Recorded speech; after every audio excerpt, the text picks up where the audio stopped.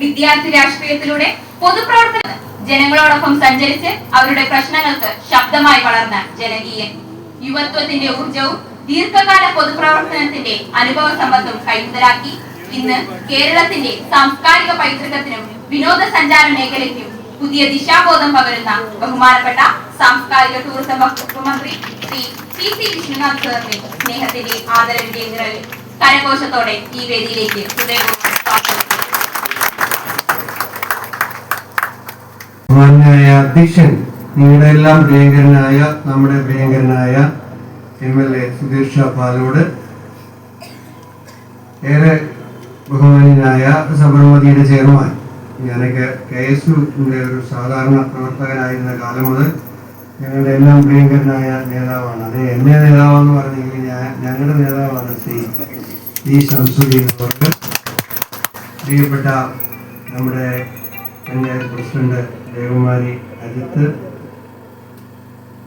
Block panchayat president Raghunathan Nair, ഇവിടെ സുധീഷ പറഞ്ഞു, പ്രശസ്തനായ കലാസംവിധായകൻ അരുൺ വെഞ്ഞാറമൂട്, പരിസ്ഥിതി പ്രവർത്തകൻ സുഭാഷ് ചന്ദ്രബോസ്, ബിനോസ് നായർ, AM റൈസ്, രംഗപ്രഭാതിലെ ശ്രീമതി ഗീത, രംഗപ്രഭാതിലെ കൊച്ചുനാരായണപിള്ള സാറ്, അതുപോലെ ശങ്കരപിള്ള സാറ്. ഞങ്ങളുടെ ഒരു ബന്ധം എന്ന് വെച്ചാൽ ശങ്കരപിള്ള സാറിൻ്റെ കോളേജിലാണ് ഞാൻ പഠിച്ചത്. കേരളത്തിൽ ആദ്യമായി നാടൻ കളരി ആരംഭിക്കുന്നത് ശാസ്താംകോട്ട കോളേജിലാണ്. അപ്പോൾ അങ്ങനെ ഒരു ബന്ധം രംഗപ്രഭാതമായിട്ട് നേരിട്ടുണ്ട്. ശങ്കരപിള്ള സാറ് വലിയുള്ള ബന്ധമാണ്. കുട്ടികളുടെ നാടകവേദി നന്നായി നടക്കുന്നു.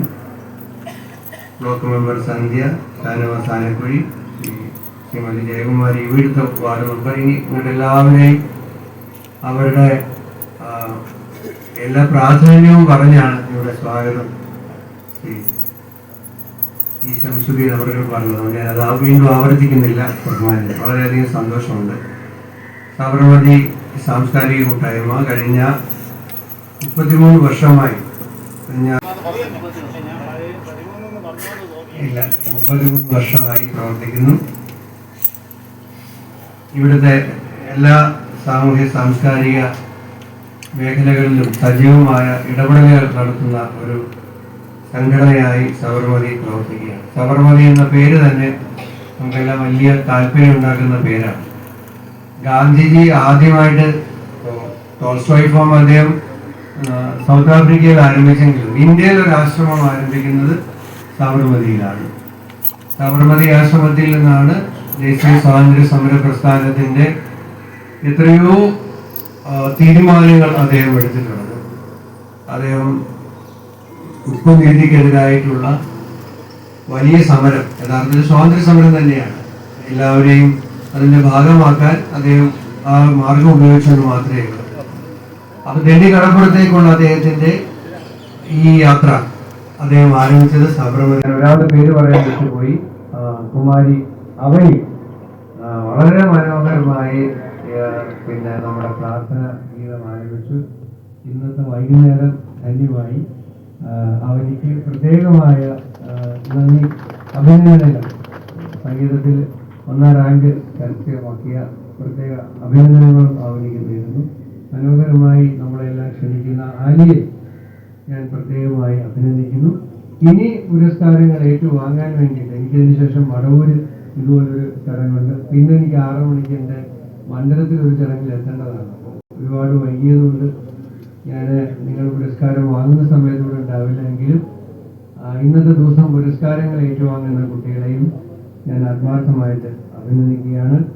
ഇവിടെ അദ്ദേഹം സൂചിപ്പിച്ചു, നമ്മുടെ കുഞ്ഞുങ്ങൾ ഒക്കെ അവരെല്ലാം ഗവൺമെന്റ് വലിയ ഒരു മുന്നേറ്റം നടത്തിക്കൊണ്ടിരിക്കുകയാണ്. ആഭ്യന്തര വകുപ്പിന്റെ നേതൃത്വത്തിൽ ഓപ്പറേഷൻ തൂഫാൻ. ഞാൻ കഴിഞ്ഞ തവണ 2021-26 കാലഘട്ടത്തിൽ നിയമസഭയിൽ MLA ആയിരുന്നപ്പോൾ 2 തവണ റൂൾ 50 അനുസരിച്ച് അടിയന്തര പ്രമേയങ്ങൾ അവതരിപ്പിച്ച ഒരു വിഷയമാണ് വിദ്യാലയങ്ങളിലെ ലഹരി വ്യാപനം. കേരളത്തിലെ പല സ്കൂളുകളിലെയും HM-മാരും പ്രിൻസിപ്പൽമാരും നൽകിയ വിവരങ്ങളുടെ അടിസ്ഥാനത്തിലാണ് അടിയന്തര പ്രമേയങ്ങൾ ഞാൻ അവതരിപ്പിച്ചത്. അത്രയും അപകടകരമായ അവസ്ഥയാണ്. എനിക്കത് ആ വിഷയം അവതരിപ്പിക്കാൻ വേണ്ടി ആ വിഷയത്തിന് ആവശ്യമായ വിവരം സമാഹരിക്കുന്നത് വരെ എൻ്റെ പോലും ധാരണ ഈ ലഹരിയൊക്കെ ഉപയോഗിക്കുന്നത് കോളേജിലെ കുട്ടികളാണെന്നാണ്. പക്ഷേ നമ്മുടെ സ്കൂളുകളിൽ ഈ രാസലഹരി ഉപയോഗിക്കുന്ന കുട്ടികളുണ്ട്. അവരെ ഇതിലേക്ക് അകപ്പെടുത്താൻ നടക്കുന്ന മാഫിയ സംഘങ്ങളുടെ പ്രവർത്തനങ്ങളുണ്ട് ഈ സ്കൂളുകളിൽ നടക്കുന്നത്. അപ്പൊ അതിനെതിരായിട്ടാണ് ഇന്ന് കേരളത്തിന്റെ പൊതുസമൂഹം ഒന്നാകെ ഏറ്റെടുത്ത ഓപ്പറേഷൻ തുഫാൻ എന്ന വലിയ ഒരു പദ്ധതി. ഇവിടെ പോലും ഒരു കുടുംബത്തിലെ 5 പേര് കൊല ചെയ്യപ്പെട്ട ഒരു സംഭവമുണ്ട്. എന്റെ കോൺസ്റ്റിറ്റ്യുവൻസിയിലാണെങ്കിൽ ഒരു പയ്യൻ 20 വയസ്സുള്ള പയ്യനാണ് രാസലഹരിക്ക് അടിമയായിട്ട് അമ്മയെയും മുത്തശ്ശനെയും തലക്കടിച്ചു കൊന്നു. എന്നിട്ട് ഇവൻ 2 മണിക്കാണ് കൊന്നത് ഉച്ചയ്ക്ക്. എന്നിട്ട് ആ വീട്ടിനകത്ത് തന്നെ ഇരുന്നു ഈ ഡെഡ് ബോഡിയുടെ അടുത്ത് 8:30 മണി വരെ. പോലീസ് പിന്നീട് അവനെ പിടിച്ചു ചോദ്യം ചെയ്തു. ഈ സമയത്ത് എന്ത് ചെയ്യുന്നു ചോദിച്ചപ്പോൾ അവൻ പറഞ്ഞു പാട്ട് കേട്ടുകൊണ്ടിരുന്നത്. അമ്മയെ കൊന്ന് മൃതശരീരത്തിന്റെ അടുത്ത് പാട്ട് കേട്ടിരുന്നു. വിശന്നപ്പോൾ ഓംലെറ്റ് ഉണ്ടാക്കി കഴിച്ചു. 8:30 മണിയായി രാത്രിയായപ്പോൾ വീടിന്റെ നേരെ ഗേറ്റ് വഴി പോകാതെ മതിൽ ചാടി രക്ഷപ്പെട്ടു എന്ന് പറഞ്ഞ ഒരു പയ്യൻ മയക്കുമരുന്നിന് അടിമയാണ്. അമ്മയോട് പൈസ വെച്ച് കൊടുത്തില്ല എന്നുള്ളതാണ്. കുറച്ച് പൈസയൊന്നുമല്ല ചോദിച്ചു, 1 ലക്ഷം രൂപയാണ്. ഒരു സാധാരണ മത്സ്യത്തൊഴിലാളി കുടുംബത്തിലെ സ്ത്രീക്ക് എങ്ങനെയാണ് 1 ലക്ഷം രൂപ കൊടുക്കാൻ കഴിയുക? അതിന്റെ പേരിൽ അമ്മയെ തലക്കടിച്ചു കൊന്നു. തടയാൻ ചെന്ന മുത്തശ്ശനെയും തലക്കടിച്ച് വീഴ്ത്തി. അപ്പോൾ ഇങ്ങനെയുള്ള സംഭവങ്ങൾ എത്രയോ എത്രയോ എത്രയോ നമ്മുടെ നാട്ടിലുണ്ട്. പുറത്ത് പറയാത്ത ഒരുപാട് രക്ഷകർത്താക്കൾ നടക്കുന്നുണ്ട്. കാരണം പുറത്ത് പറയാൻ പറ്റൂ, മകൻ ഇങ്ങനെ ഒരു ലഹരിക്ക് അടിമയാണെന്ന് പുറത്തു പറയാനുള്ള നാണക്കേട് കൊണ്ട് മക്കളിൽ നിന്നും വളരെ മോശം അനുഭവങ്ങൾ ഉണ്ടാകുന്ന എത്രയോ അമ്മമാർ നമ്മുടെ നാട്ടിലുണ്ട് എന്നത് പുറത്തു പറയാൻ കഴിയില്ല. അത്തരം കാര്യങ്ങൾ ആർക്കാണ് പറയാൻ കഴിയുക? എങ്ങനെയാണ് പറയാൻ കഴിയുക? അപ്പോൾ അതുകൊണ്ടാണ് ഇങ്ങനെ ഒരു വലിയ ദൗത്യം ഗവൺമെന്റ് ഏറ്റെടുത്തിട്ടുള്ളത്.